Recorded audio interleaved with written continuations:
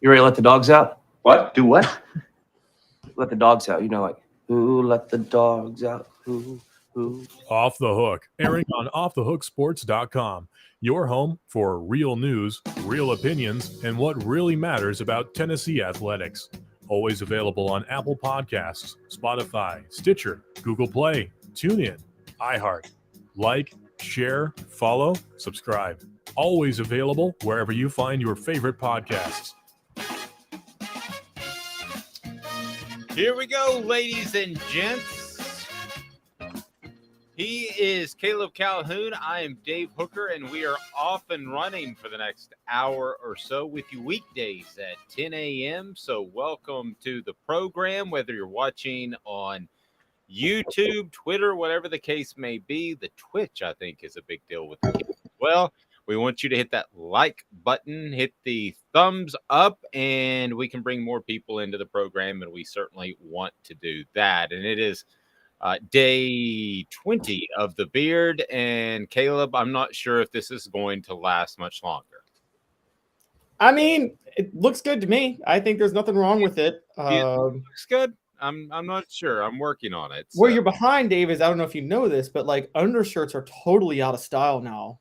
I mean, undershirts are? Oh, yeah, they're totally out of flavor now, man. All right, I've dropped the ball. You should never show your underwear. I didn't actually realize that was showing. So I think that's actually as much old school. It's not underwear, no. It's old school as much as it is new school. So maybe I'll ask for V-necks for this upcoming Christmas because that's how I get all my clothes. My mom can't figure out anything to buy me, so I just ask for clothes. Let's do a show in just V-necks one day, you and I.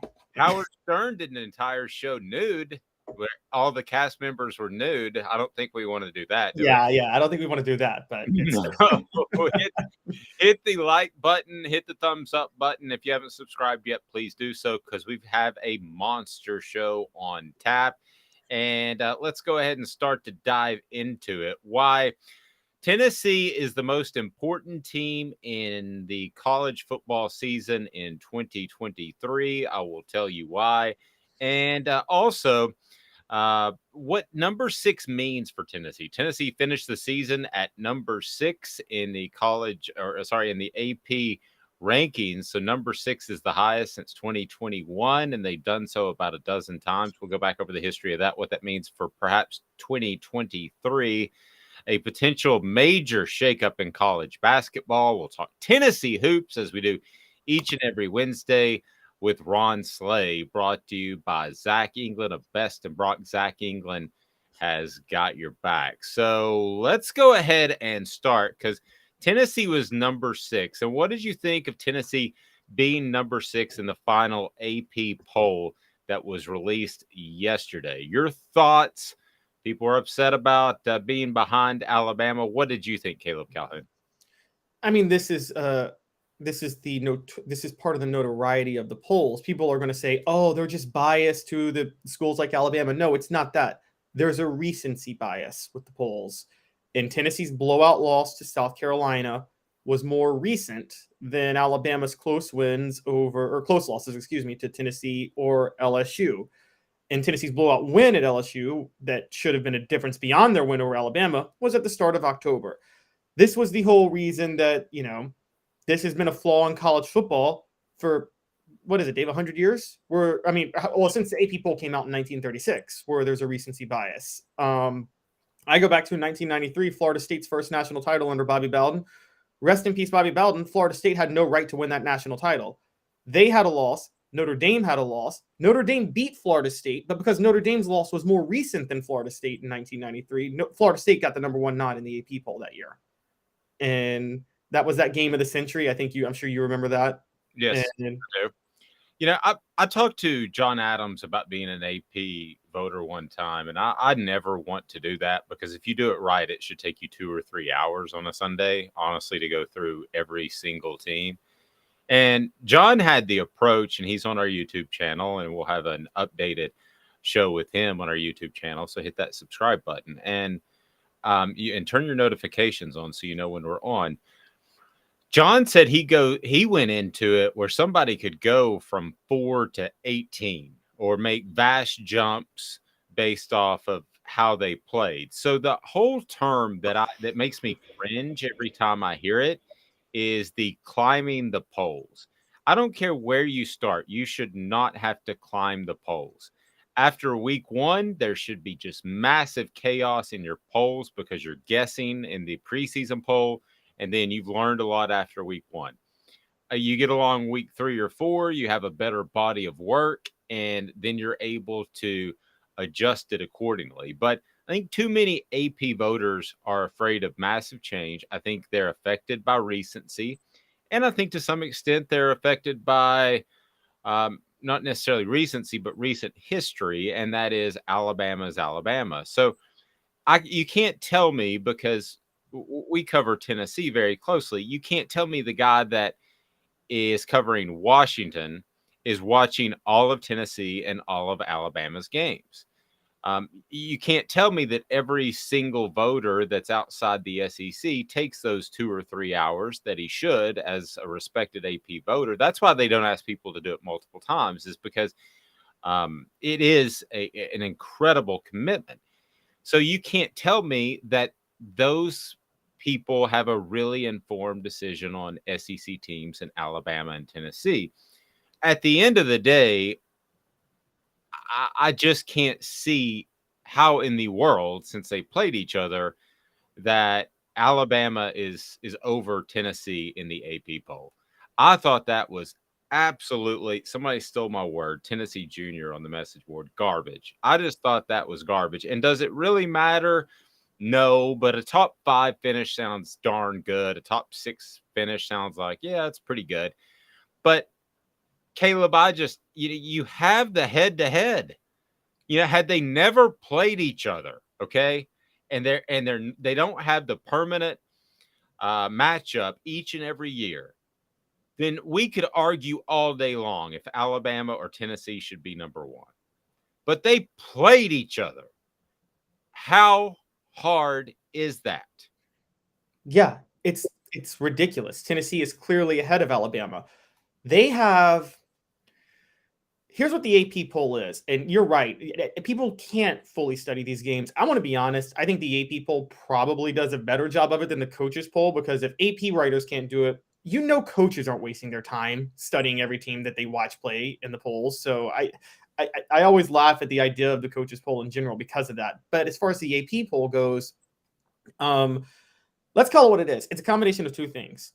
It's basically a power ranking rather than a poll. It's basically a power ranking with the previous week's ranking as the default position tiebreaker, if that makes sense. Right, which it should not be. Exactly. No. Travis says the Notre Dame guy, Beardinino, I don't know who he is, had us ranked 8th and Alabama 2nd. Well, that's just ridiculous. And I saw several different pollsters that had Tennessee in various positions. If you had Tennessee any lower than 6th, I mean, sure, you could make a case that they maybe were fortunate against Alabama. Maybe Alabama was the better team at the end. If they played tomorrow, maybe Alabama would win. You can go down those paths all you want to, but if you don't have Tennessee at least 6, I just don't know if you watched any football this year. Joe saying we beat them and they lost to a team that we beat like a drum. Yeah, I agree. And Joe stole my line again. It should be the school's SID maybe poll. No, you're right. It's the sports information director poll is what it is. It's exactly what it is. And I think there are some people, I think Steve Spurrier was one that liked to, maybe have some influence and poke fun at people. I think there are other coaches that like to have a say in that and tweak things. But at the end of the day, are they really, are you judging 10 through 25 on your ballot as a coach? Do you have that much time when you've got a Georgia on the horizon or a Tennessee on the horizon or an Alabama on the horizon? You can't tell me that Kirby Smart spends more, I don't even think he spends more than 5 minutes on the coaches poll. There is no chance, Caleb. 0. No, and it's also, I've always thought the coaches poll was a massive conflict of interest. In 2011, when the BCS took the coaches poll into account, look, I probably would have put Alabama in anyway. They were clearly better than Oklahoma State. But remember, there was the Alabama or Oklahoma State. They both had one loss, but Alabama had lost to LSU and didn't win the SEC. Nick Saban had a vote that year in the coaches poll, and he decided to arbitrarily put Oklahoma State down at number 5 and Alabama at number 2 to get in. He did that to skew it to Alabama because even if you thought Alabama was better than Oklahoma State, you didn't think Oklahoma State was number 5. You thought they were number 3 or number 4. And he did that purposely to try to skew it to Alabama's way to get them into the title game. And I'm thinking, yeah, the coaches poll's a complete joke for that. Steve Spurrier admitted, I think he was forced to stop it, but when he was a voter in the coaches poll, he would actually admit that he purposely always gave Duke a top 25 vote at the beginning of the year, no matter what. I'd forgotten all about that, but that is true. Yeah. Yeah. And I'm sorry, like the coaches poll to me is it's worse than the AP poll in so many ways, and there's a lot of things to criticize about the AP poll. But you're right. If you're a fan of a school, if you're an athletic director of that school, and your coach has a vote, do you want them wasting time looking at how other teams play, or do you want them spending their time doing what they're paid to do, which is to figure out and prepare for the next week's game? Obviously, you want the latter. And so I don't think the coaches poll should matter at all, honestly. What would your top 5 have been? My personal top 5. So this is so tough for me, but I'm with, there's a head-to-head. So because I got Georgia number 1. I think Georgia is obviously number 1. They're the national champions. So number 2 is really difficult for me because you have a 2-loss TCU team, a 1-loss Michigan team, and a 1-loss Ohio and a 2-loss Ohio State team. TCU beat Michigan. Michigan beat Ohio State, but Michigan's the only team with 1 loss. So because of that, I think I would probably put Michigan still number 2. I put Ohio State number 3 because they gave Georgia a fight, and I put TCU number 4. And I understand TCU beat Michigan, but I think head-to-head comes into play only if it's a tiebreaker to a certain degree. TCU has 2 losses. Michigan has 1. Michigan won the Big Ten. TCU could not win the Big 12. So that's my top 4. And then I got Tennessee at number 5. I'm going to throw the contradiction flag on that. So how would you, in a head-to-head matchup, have Tennessee above Alabama but not have TCU above Michigan? Because Tennessee and Alabama both have 2 losses. TCU has 2 losses and Michigan has 1 loss. Right. And we watch TCU play. Again, if you put TCU ahead of Michigan, who are you putting at number 2? Honestly. Because you can't put Ohio State because Michigan beat Ohio State if you're factoring in head-to-head. I would have Michigan number 3, Ohio State number 4, and Tennessee number 5. So you would have TCU number 2 after what you saw 2 of the last 3 weeks of the year with them? I would, because they beat Michigan head-to-head. I see. That's... Man, I get what you're saying. I trust me, I get what you're saying, but I'm going to go head-to-head every single time. That is my mantra. But, you can think about how far down a rabbit hole you can go with head-to-head, though. Like, okay, so this team beat this team, this team beat this team. Does that mean South Carolina belongs over Tennessee since South Carolina beat Tennessee? Well, no. I'm not going with common opponents. I hate it when you do that. This team beat that team, beat that team, beat this team. I don't do that. I don't do common opponents and all that stuff. But when I say head-to-head, if there is a tiebreaker to be had, I'm going to go with the team that won. So I understand the 2 losses versus 1, but I would have TCU number 2. But then by that logic, though, again, this isn't common opponents. South Carolina, Tennessee, head-to-head, South Carolina beat Tennessee. I mean, now you may not think there's a tiebreaker to be had in that one, but like, I don't think anybody thinks South Carolina should finish the year ranked ahead of Tennessee. Well, do you think the Buffalo Bills, when they were getting pounded by the Cowboys and just about everybody else in the early 90s, were they the second best team? No, but they were the AFC champion and the runner-up in the Super Bowl. Yeah, but if you compare them to those other NFC teams like the Giants, and there were so many good teams back then, the 49ers, obviously, if you compare, they're probably 6th on the list in a power ranking. Yeah, and I see that, and it's actually more clear in the NBA. In the early 2000s, after Michael Jordan retired, the Western Conference was so much deeper than the Eastern Conference. It was known that whoever made the Western Conference Finals was the NBA Finals. That's why that Kings-Lakers series is one of the most infamous series in NBA history, that 2002 Western Conference Finals, where Tim Donaghy says Game 6 was fixed. I believe him because I watched that game, and the Lakers got like 27 fouls called in their favor in the fourth quarter, and Kobe elbows Mike Bibby in the face, and there's no foul. But the reason that was so controversial was because it was so obvious whichever team was going to win that series was going to go sweep the Nets in the NBA Finals. And so, I mean, no one sits there and says the Nets were the second best team in the NBA that year. Everybody knows that it was the Kings and the Lakers. Do me a favor, hit that thumbs up button. The like button helps bring more people into the conversation. Travis says Georgia, Michigan, Ohio State, Tennessee, Alabama, then TCU. So Tennessee, Travis says, would be at number 4, then Alabama and TCU. The other thing that we don't discuss a lot, because this is so hypothetical, is if these teams matched up one-on-one, who wins? So if Alabama played TCU, who do you like in that game? If Alabama plays TCU, I like Alabama to win. Okay. Pretty convincingly. If Tennessee plays TCU, who do you like? Funny enough, I like TCU in that one. And I've been saying that all year. It's just a matchup thing. I don't think TCU would have an answer for Max Duggan. Or Tennessee would have an answer for Max Duggan. I think Tennessee would beat TCU just because of the play up front, which I thought was incredibly evident in the championship game, in which they got pushed around on both sides of the ball. I'm not saying Tennessee's great on their defensive line. They're a vertical pass rushing team, which I think would be effective against Max Duggan because they're good at gap contain, or were good at gap contain. New team, new year. But the offensive line, I think, would be able to push TCU around a little bit. You sound like such a 1980s SEC fan. Oh, it's all about the line of scrimmage. It still is. It still is.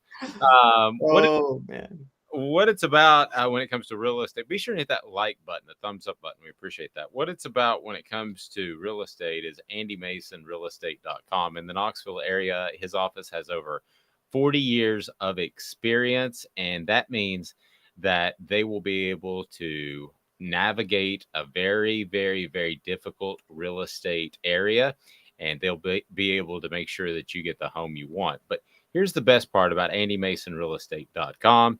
Andy Mason and his crew have 2 business tenets, and that's 1, best prices, 2, best service. You can't beat that. So that's AndyMasonRealEstate.com. And then the Vols last night, we have coverage of that on Off the Hook Sports. Anything in particular stand out to you as the Vols beat Vanderbilt for, I believe, the 11th straight time? And Jerry Stackhouse saying after the game, Vanderbilt's head coach, that Tennessee is the best team in the SEC, and they've got 2 pro players. Is he just waxing poetic, or do you think that's true? Well, I do think it's true for Tennessee right now. I want to brag because this is, guys, y'all need to be listening to me. I'm saying y'all have to listen to me. This is That doesn't sound thirsty at all, by the way. No. 9 of my last 10 bets for Tennessee basketball I've hit. I gamble the spread and the over-under every game. I've hit on the spread the last 5 games. I've hit the over-under the last 5. And the only one I got wrong was they were down, but I missed by half a point against South Carolina over the weekend. But I said Tennessee would not cover against Vanderbilt. Anybody who's followed Jerry Stackhouse and this Vanderbilt team knows they make it a game with everybody. They make it tough. And the reason they make it tough and the reason Tennessee shouldn't be concerned about struggling with the 500 team is Rick Barnes last night was not that hard on his players. He gave Vanderbilt all the credit for keeping it close. If you know Rick Barnes, he's notoriously hard on his players in press conferences. So that's all you need to know that there's nothing to be worried about Tennessee struggling with Vanderbilt last night. Tennessee Smokey saying Georgia, Ohio State, Michigan, TCU, Alabama, and the Vols. So he would have Alabama ahead of Tennessee. Again, with all due respect, Tennessee Smokey, I don't get it. I think Tennessee Smokey is doing like the anti-head-to-head. If you look at that, he's like, whoever the team beat belongs below. Yeah. Now, if I were to go strictly by eye test, okay, and I want to go with a healthy Hendon Hooker. Not that Joe Milton didn't play well in the Orange Bowl, but I don't know that Clemson was uber motivated for that game. if I were to go strictly eye test, so Caleb, let's do this. Throw the resumes out the window. Go strictly eye test, okay? I'm going to say Georgia, Alabama, Michigan, Ohio State, TCU. I'm sorry, Tennessee, TCU. Strictly eye test. Strictly eye test. Not what they've done. Just you watch the games.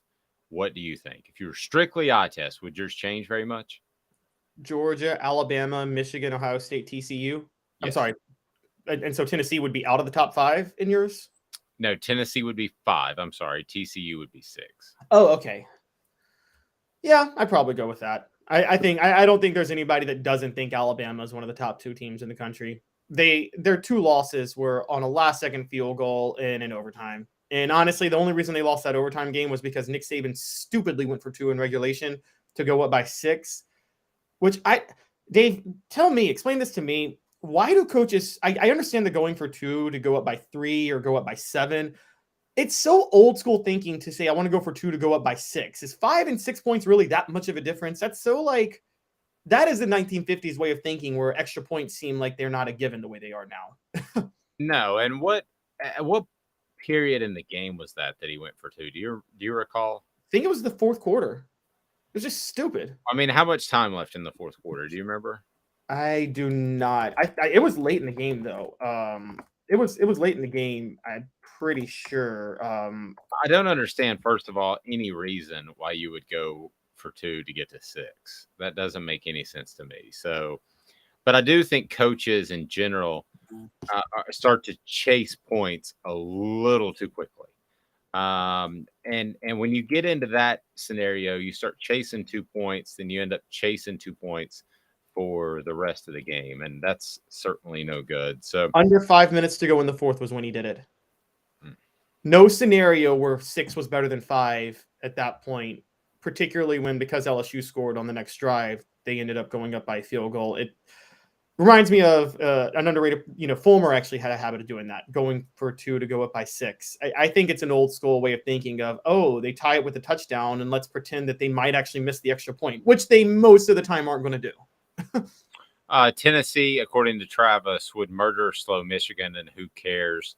Tennessee beat Alabama. Tennessee might. Travis, that's the thing. When you match Big Ten and SEC teams, sure, there's a very good chance that an SEC team is going to run right by a Big Ten team in general. So I'm not going to argue that point. So if you want to go down that line of thinking, you've got Georgia number 1. And then you've got a debate of Alabama or Tennessee at number 2. If you go down that line of thinking, I would have to see that first. I don't think Ohio State is slow, and Michigan beat them. So I have trouble calling Big Ten teams slow. I think that's a little bit more tradition. Remind you that when you need to place your money somewhere, you have the advantage of being able to go to one of the best investment advisors in the entire nation, thanks to video teleconferencing, which is so easy now because of COVID. And that is Guardian Investment Advisors, GIAplantoday.com, GIAplantoday.com. You'll know where your money is going. You'll know why it's going there. And they are absolutely fantastic. Inflation is a bear, and they can handle that. Ron Slay to join us next, former Vol, talking some hoops. This is Off the Hook Sports with Caleb Calhoun. I'm Dave Ogre. Has risen to the highest level in over 40 years, according to the April 2022 U.S. Inflation Calculator. Will your investments provide you the income you need in retirement? Are you losing purchasing power of your savings due to inflation? Simply stated, if the cost of goods and services are 8% higher and you're only earning 4% in your investments, that money buys you less of what you need. Right now is the time to act. Call Guardian Investment Advisors today. Hey folks, Gary Viles here. I want to personally invite you to North Knoxville's newest sports bar and restaurant. It's Big Orange Phillies, located in Black Oak Center. And yes folks, it's happening in Halls. Big Orange Phillies offers family-friendly environment with homemade meals and the best deli-style subs around. Billiards, darts, jukebox, shuffleboard, and cornhole, and a full bar. We also offer valet parking on weekends and during special events. We even have a covered back patio. It's happening at Big Orange Phillies. We want, we need, and we appreciate your business. Hi, Mike Davis here with City Heating and Air, reminding you to always dare to compare. Our team provides quality local heating and air service, installation, and maintenance across East Tennessee. We use only the best equipment like American Standard heating and air conditioning for your residential, new construction, or commercial needs. Honesty, dependability, and customer satisfaction have been the cornerstones of our business since 1961. City Heat and Air. Dare to compare. Chattanooga, we're at it again. For the 5th year in a row, you voted us best of the best criminal and DUI law firm. And finalists for best law firm and best personal injury firm. Thank you for the love, Chattanooga. We won't let you down. Do you want to own the more that owns every job? Then get to Vassy Lawn and Garden in Cleveland and get you a Toro. I'm David Vassy, here to talk to you about Toro. With a Toro Zero Turn, you'll get more out of every minute and you'll reach the finish line faster. At Vassy's, we like to say, no matter if you're mowing 3 acres a week or 11 lawns a day, homeowners and business owners alike find confidence in equipment they can trust from top to bottom. Vassy Lawn and Garden, Highway 60 North in Cleveland. Man alive, it's worth the drive. Got cataracts? We can fix that. Never miss another moment. With a little help from Doctors Campbell, Cunningham, Taylor, and Hahn at cctis.com.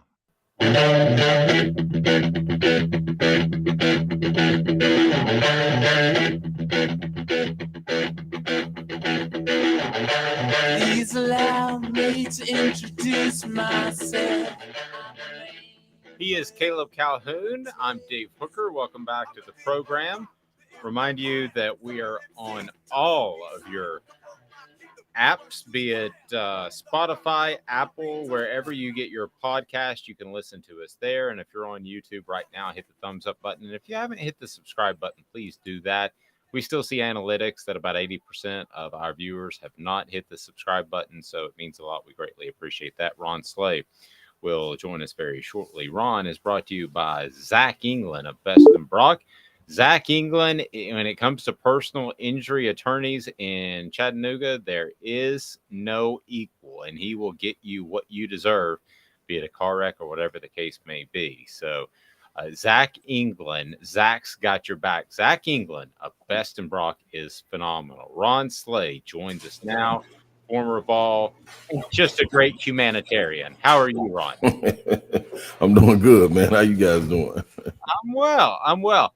Hey, let's look back at the game last night. I got a ton of things to throw at you. I know Caleb does as well. But let's talk about how the Vols performed last night and pretty convincing victory over Vanderbilt. Yeah, real good performance. Just adding on to what they've already done. This to start the SEC season, coming out, having an identity, playing defense the way they are. I think one thing that they have to continue to do, and this hasn't been a problem all year so far, but just finishing the halves, finishing that first half with them going on the 7-0 run, letting Vanderbilt get back into the game, take the lead, and then also the second half of the game, like being up about 15 and then letting them go on the run and have to battle to keep them off and knock down free throws. Now, of course, a lot of things are going to be let go as far as officiating goes. They're going to let them play hard or play with a little bit more physicality and foul with them being down like that, but you still got to be able to control the ball, don't have senseless turnovers, still be attentive, because those are the things that pay off, once you get to the tournament. And I think that's what this is all about for this season, gearing up for the tournament. You've had a lot of good seasons in the past for Coach Barnes, and being able to have accomplish things in the middle of the season and number one and all of that. But I think now you put more of a cap on it if you don't get it done in the tournament. You want to get to that NCAA tournament and move forward and progress and start getting to those Elite Eights and things like that to take that next step in the program. So you got to be able to finish games. Ron, when I hear finish games, most of the times I think about a younger team and maybe immature, but I'm not sure that's the case here. I think perhaps some of that is just still finding the chemistry and the rotation because of injuries and that sort of thing. Yep. You think that's it? Yeah, I think so with this team. But this is a veteran team, and like I said, this is nitpicking also. I haven't seen them do this all year. Not be able to finish games outside of the Colorado game. More so, you like to call it playing with your food, and not finishing it. That's kind of what it was with Vanderbilt. You had an opportunity to finish them.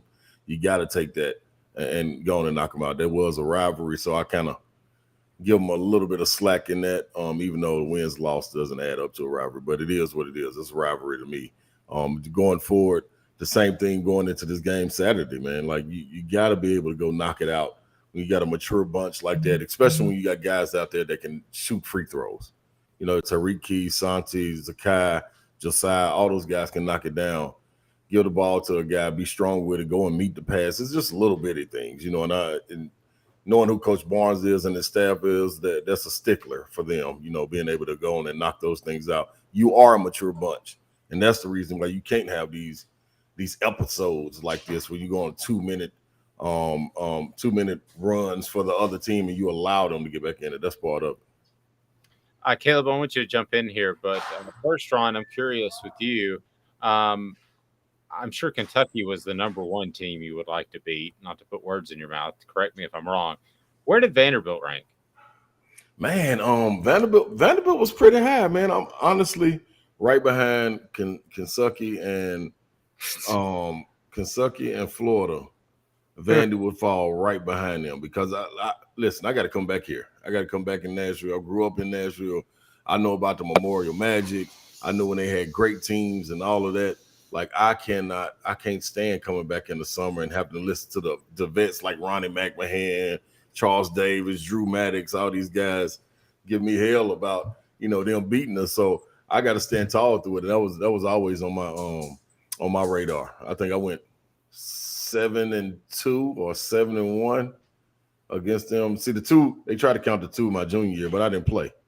They try to count that split, but they can't count that split on me. Yeah, go ahead, Caleb. Ron, last night, it's funny, going into the game, Tennessee was favored by 17.5, and I think you and I know whoever made that line in Vegas hadn't just looked at Vanderbilt's record and hadn't looked at how Vanderbilt had been playing throughout. They've been in a lot of games. Was last night's close game more about Tennessee playing a little sloppy or just Vanderbilt being very well coached, playing very good basketball and being close to turning the corner? Because they both shot like 90% from the free throw line. Yes, you're exactly right. You hit it on the head. It's more to do with what Vanderbilt is and what they're becoming, and they just don't have the talent to get them over the hump. And that's going to come. Dr. Candace Storley is doing a great job of bringing in people to help their program in all realms. Bringing volleyball back. You got Shea Ralph in there with the women's. You got Stackhouse, Clark Lee being added to the mix. So you got guys and gals that know how to win, and you got them in positions to get it done, but you got to be able to get the talent in there. And if you watch Vanderbilt play throughout, I was arguing with, this is crazy. I was arguing with Vanderbilt fans on Twitter this morning, like, yeah, Stackhouse sucks. I'm like, hey man, y'all are crazy, man. Like what you got to realize is like looking at football and looking at Georgia and Alabama, what separates them so much at the end of the day. Yeah, the coaching and all that is good, but it's the talent, man. You got to be able to get guys in there. It comes down to the Jimmys and the Joes, guys being able to make plays after you get past all the minutia of game plans and everything like that. So I think Stackhouse and his staff has done an incredible job. Those guys are in every single game. They fight hard, and they're not going to get blown out. You know what I'm saying? Like just if they got a chance to get to it, they're going to get to it. Now you got to take into account over the years, Neesmith has been hurt. He was leading the SEC in scoring. Like I thought they were going to really do something that year before he got hurt and had to sit out. Pippen he got into a mode where he couldn't really make other guys better. And then you had guys transferring. Dessou, if Dessou doesn't transfer and go to Texas or Texas Tech, I forgot where he went, that would have been a major key for them coming back last year. So it's a lot of things that take place, man. But I think they're doing a great job. They play hard every single time. And if it's a close game, that's not who you want to be in the battle with, because they're gonna fight and scratch all the way to the end. Yeah, I agree. So Tennessee goes from a coach who's getting the most out of his players to a coach who notoriously seems to get the least out of his players. I know you played Calipari twice. You went 1-1. One time in Knoxville, his first year at Memphis. The second time was in Memphis. I was actually at that game at the Pyramid. That was the Dewan Wagner year, which was Calipari's first like high profile recruit at Memphis. How hot is John Calipari's seat right now? Because losing to South Carolina is bad. Hey man, especially coming off the heels of what Tennessee did to him. So you think of what the upper echelon of the SEC is, and you come into a Kentucky pick to win the league. You got Arkansas before the injuries, Alabama and Tennessee all knocking on the door to compete for that. But it was kind of, you got the player of the year coming back in Kentucky. So you're like, oh, they got it. It's going to be a fight to get them out of the way. And you look at it now, man, they're at the bottom of the league. And I said this about 2 years ago. I don't know how long they can go with knowing boosters, alumni up there in Rupp, and what moves them and what makes them have a great time at the Derby and at the golf course in the summers and the spring is talking about championships, Final Four runs. Like, it's not okay just to get to the tournament. It's not okay to finish second or third in the SEC. That's not okay. Yes, you're a blue blood school and you can live on that for a minute, but you're getting the recruits in and you got guys going to the league. That don't work, man. They like to see banners raised, and they don't like to raise banners for SEC East championships and things of that nature. Like, they're supposed to be creme de la creme, and we paying you as a coach creme de la creme money. You got to come in here and deliver, man. Like, I've been wondering how long will it last, and I think you're starting to see it come to a head. I didn't think no way by any stretch of the imagination that Coach Paris would go in there and get a victory. Man, they got a guy in G.G. Jackson, but Michi, man, Johnson went bananas. So you got guys not afraid anymore. Like, I remember as a freshman when I walked in there, I was sitting on the bench. I'm coming off the bench. It's a mystique about Rupp Arena. And I caught myself sitting on the bench looking up like, golly, man, this it right here. It's like what they say about Yankee Stadium, man. Don't look at the stripes, man. Like, it can get you. And it's not getting anybody anymore. Like, everybody's willing to go in there. Western Kentucky's willing to go in there. Anybody's going in there with confidence thinking they can win. And you can't be that way, man. Cal got to figure it out. His seat is scorching to me. It's scorching hot to me. And he keep on trying to tell the fans, I'm going to tweak this. You got to be with the fans more. You got to be with the players more so than ever right now. They need you. No, man. You need to get this in order. ain't no fans that got to be riding. You got to get this in order, man. These are guys you wouldn't get. You got the player of the year. That is a walking double-double. Jacob Toppin, who can't figure out what his role is and how many times he should play it. Frederick finally got time to play last night, a shooter that transferred in that can really shoot the ball. But the only time he got time is because Toppin was out. Cason Wallace, great freshman. Wheeler leading the league in assists. Like, you got to figure it out, man. Nobody making excuses for you, dog. Ron, if John Calipari just wins one championship, and I know that he had the one that he should have won at Memphis, Derrick Rose can hit some free throws, but if he ends his career with one championship with all the talent he's coached, how big of a disappointment is his career, or is it? So that's tough, man. In the game of basketball, when given that much talent and trying to make it gel, I think it would be a bit of a disappointment when you look at all the collective talent that he's had as far as getting team goals, as winning championships, and even just vying for them, because you look across and you judge by your peers, what they do. You look at Roy Williams, he walked away since Cal with 2 championships. Bill Self, he got 2 chips. Jay Wright, he walked away with championships. Coach K, he walked away with championships. Like, it's everybody since Coach K with the blue blood schools has won championships, and he can't seem to get there. So is it a fail? To me, yes. As far as individual success and coaching and getting these young men, these young kids into men, and being able to reach their goals, he's winning. He's winning. You come in there, you look at it at 15, 16 years old, you think about what was Big Blue when you think about Kentucky. it's getting to the league. You know, being able to play for a championship and get to the league. You're not playing for the championship anymore, but you are getting to the league without question. So, I mean, his resume is very long as far as doing that part. So he is successful in that part and off the court. But when you measure it up against his peers, as far as just on the court and team goals being made, I think he's falling short. Yep. Somebody mentioned on our message board, Cal's buyout is $40 million. Those numbers those are monopoly money, but nowadays, I mean, they just don't matter. I mean, you're going to see Jimbo Fisher get exited at some point. He's going to walk away with like 70 million. So I don't know that matters. But Ron, I think, and I'm going to let you out of here after this. I think in some ways, Calipari has unintentionally rubbed the noses in it for some of his boosters. And by that, he's bragged about the players that have gone to the NBA. They're going to make $100 billion, and he's got a number he throws out there, and that's all great. But then that helps you in recruiting. I get that. Yep. But the boosters hear that, and they're like, what the H? Yeah. Then why? I mean, then why aren't we winning more championships? Yeah, exactly right. And that doesn't help me when I'm sitting around at the country club or at the barbershop and I'm trying to have conversations with people and I ain't got no leg to stand on because you start pointing at Tennessee and Rick Barnes beating you every time. Like, yeah, he putting guys in the league too, and he's doing it a different type of way. So it's not at that rate, you know, as far as that many. But man, it's different, man. You got to be able to hold court and get it done, man. And he just can't.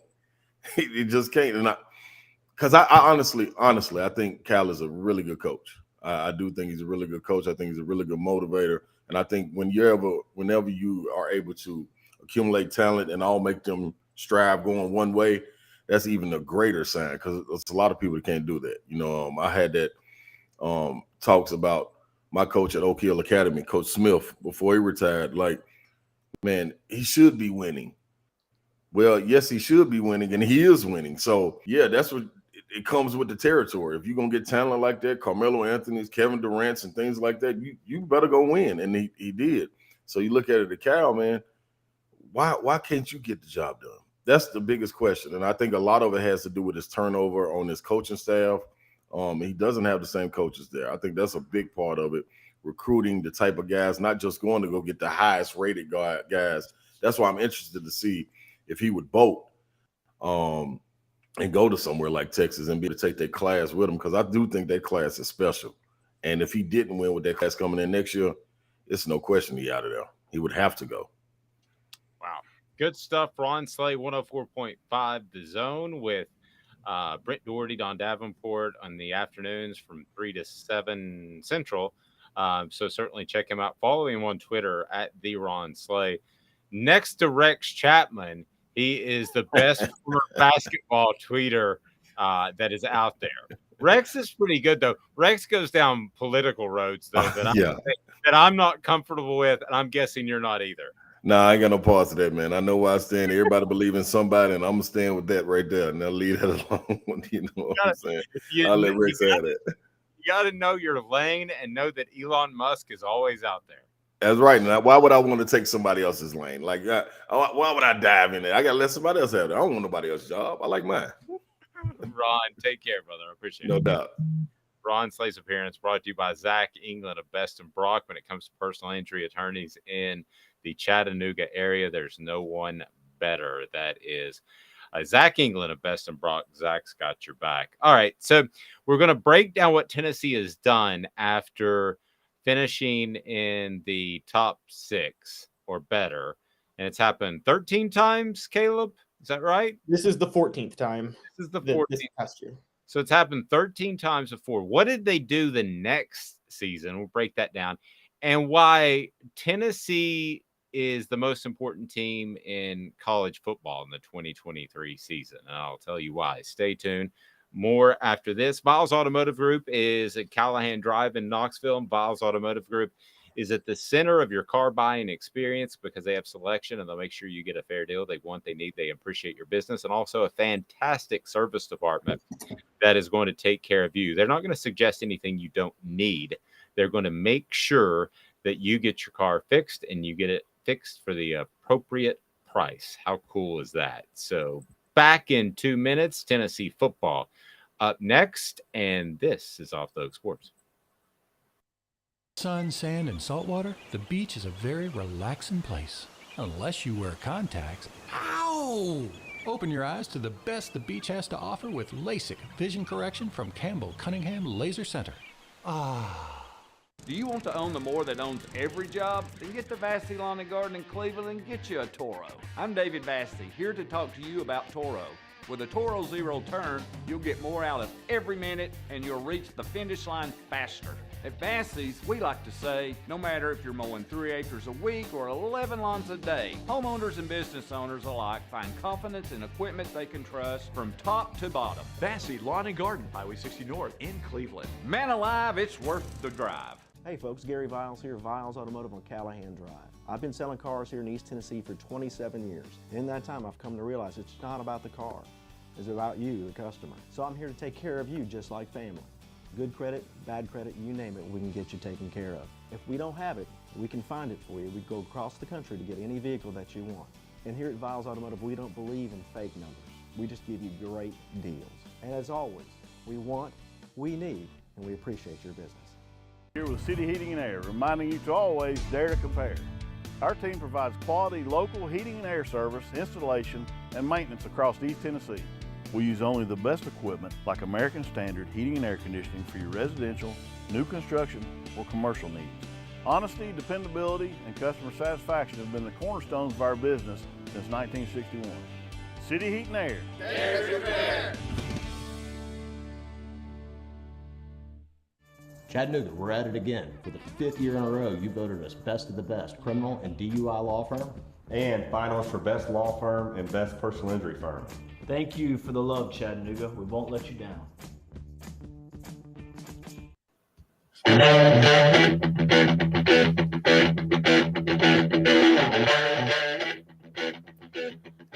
With Caleb Calhoun, I'm Dave Hooker. Why Tennessee is the most important team in the upcoming 2023 season coming up, and what number 6 means. The Vols finished number 6 in the AP poll, what that means for the upcoming 2023 season as we take a look at that from a historic perspective. Remind you that Zool Beer Company is the official craft beer of Off the Hook Sports, ZoolBeer.com, XULBeer.com.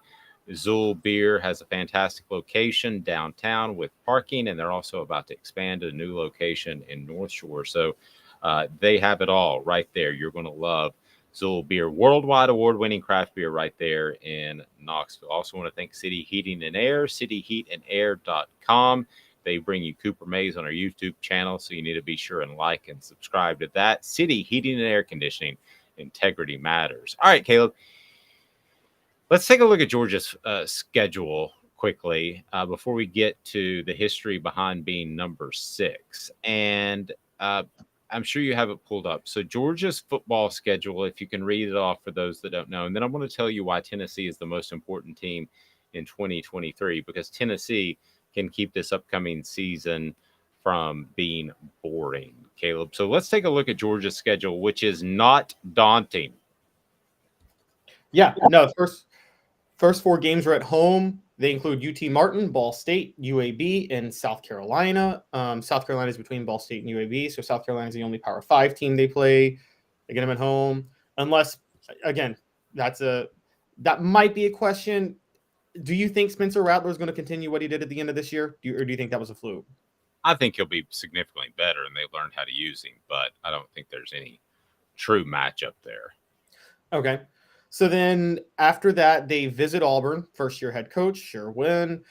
They host Kentucky. Kentucky's Kentucky, maxing out under Mark Stoops. But honestly, I think they're taking a step back now, particularly with Will Levis gone. Although, I don't know, maybe they'll get better with Will Levis. I think he's overrated. But either way, that's a win for Georgia. And then their 7th game is at Vanderbilt. Then they have a bye. So I think we talked about this yesterday. We're pretty sure that, like, I would bet everything I had that they'll be 7-0 by their bye week. They're not losing. 7-0 going into a bye, getting healthy, and they prepare for Florida, who is a borderline dumpster fire of a program right now. You know, it's supposed to be all Billy Napier was supposed to be the CEO that focuses on details and, you know, runs the program well. Well, and you sacrifice scheming for that. Well, he ain't really running the program that well right now. Florida is not really racking up talent like we thought they would. So I think Georgia easily beats them. Then Missouri heads to Sanford Stadium. That's another win. I don't know how you feel. I think Eli Drinkwitz was the most overrated offensive mind in the SEC a few years ago. He was considered an offensive genius. I don't think he's that good of an offensive coach, honestly. I just think he's a doofus.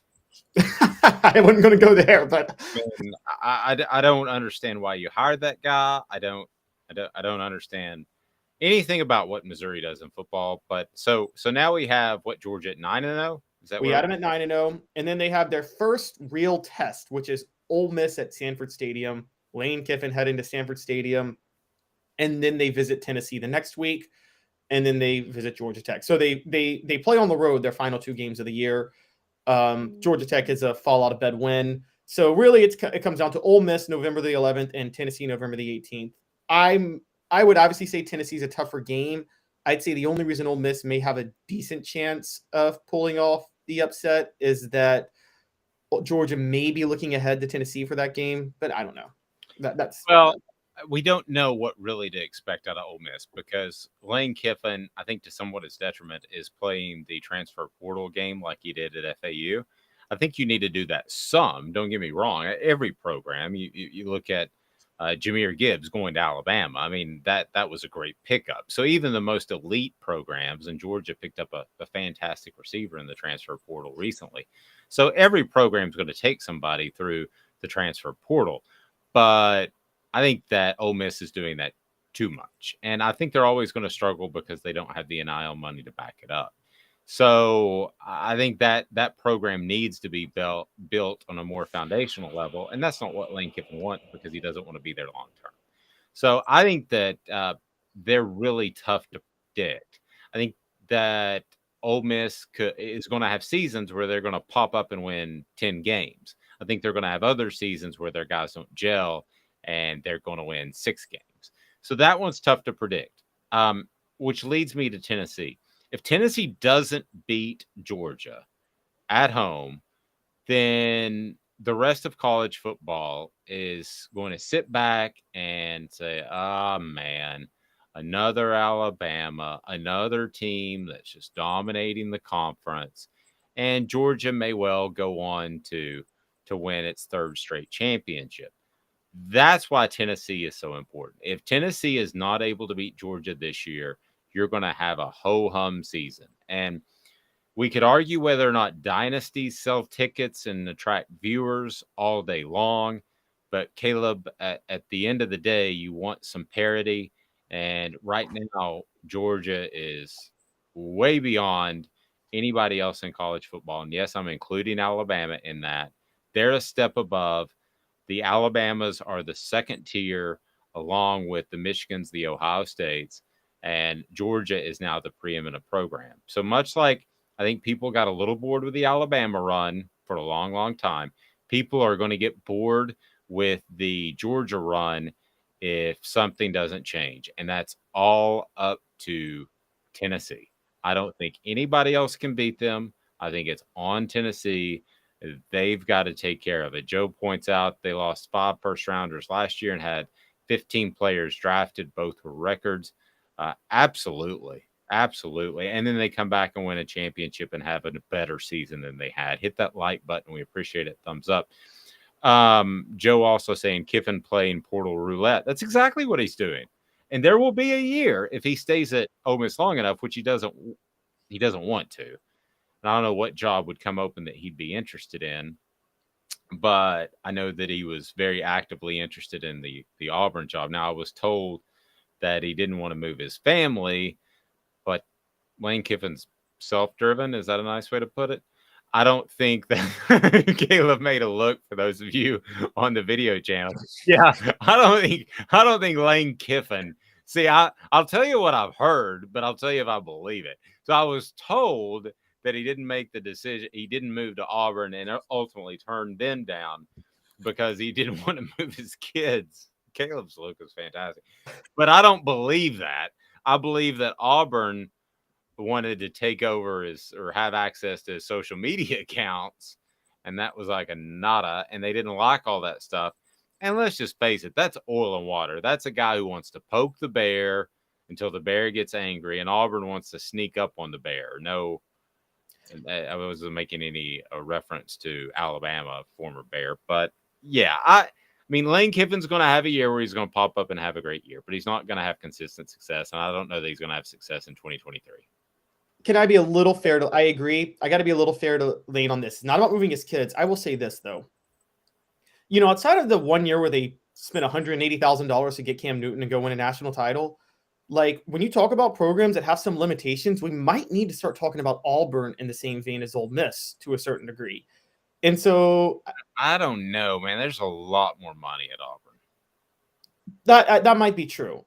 Where I was going to get at though is take football out. Forget your kids. Where would you rather live? I'd rather live in Oxford than live in Auburn. I'm just going to be honest. Like I got family in Alabama. My mom has a house in Fairhope. She lives in Tuscaloosa during the year. I go between North and South Alabama. Man, so like the part of Alabama Auburn is in, that's just a boring part to be in of the state. I'm sorry, Auburn fans. I would never want to live there ever. I'd much rather live in Oxford. It's nicer. And also you're close to a city because you're close to Memphis. So you're close to things to do. Auburn is boring. See, I don't think I'd really know in either because both of those places and road trips that I've covered are tough. They're tough to stay in town. So they're get in and get out towns. So you stay someplace close like Memphis with Oxford or in Auburn, you just stay, about an hour up the road, whatever hotel you could find off the interstate. So I don't know. And what is an hour up the road in Auburn? That's the question. Well, it was nothing. It was like a Homewood Suites all by its lonesome before GPS. And I'm trying to find it and got lost and cried a little bit, to be honest with you. But you might get robbed by a bunch of cows. Okay, sorry. Yeah, I don't know. Well, it was funny though, because when I paid for the hotel, they asked me, will it be credit card or would you like to trade in sheep? It's the barter system. All right, this is an honest question. That was a good joke, and I got nothing from Caleb on that one. Sorry, I'm young. I don't even know like what the barter system is. You pay. Bartering. Yeah. You pay for your hotel and cars and sheep. Oh, trade in sheep. I thought you said trade in cheap, like CHEAP. Oh, no. That makes sense. Yeah, no. No, I pay for my hotel with sheep and pies. See, this is a conversation, by the way, to have. What's the most boring, dull SEC town that you would never want to live in, no matter how good of a job it was? I might have Auburn at the top of that list. I gotta be honest. Starkville might be there too. Auburn and Starkville are my top two. Sorry, Mississippi State and Auburn fans. Not a fan of either of y'all's towns. Well, Starkville, though, blew me away by the game atmosphere. I was very impressed. And part of it's the cowbells and open press box. But what are you going to do the rest of the year outside of those 7 games that they play at home? I don't know. Take a vacation and ask if your travel agent will take sheep and pies. Oh, man. You got to go to Craft Treats, crafttreats.com. Craft Treats is phenomenal. Why? Because they have all kinds of holistic treats for your pet, and they also have the treats that have CBD in them that will help with your pet's anxiety. They'll help with your pet's arthritis, and they'll help with your pet's digestive issues as well. They're absolutely phenomenal. And use the promo code Off the Hook. Use the promo code Off the Hook, and you'll get 20% off. Whether it be the chill pills they have the CBD, and they'll take care of your pet's maladies, like I just mentioned. My dog loves them. Or you just want to go with the regular old pet treats. So Vols time, saying Alabama and Georgia is both rolling with new quarterbacks next season. What did you think of Georgia's quarterback? It was Max. His name escapes me. He played quite a bit in the national championship game when they pulled Stetson Bennett out. Any thoughts on him? His name suddenly escapes me, but he came in, and I think he's going to be more talented than Stetson Bennett. I think Stetson Bennett gets has gotten a really, really raw deal from the media. And I know he's cocky and all that stuff, but man, you talk about a guy that's clutch. That guy's clutch. Now, he's 5'11", and he's probably not going to have a great NFL career, but I got a lot of respect for that kid. Again, that is, I mean, Stetson Bennett, you talk about a guy that's maximized talent and what he's been able to do. He is absolutely fantastic. Yeah, and there's also intangibles, and Dave, you know this. Sometimes the better quarterback is, well, Tennessee knows this more than anybody. Sometimes the better quarterback is not always the most conducive to winning.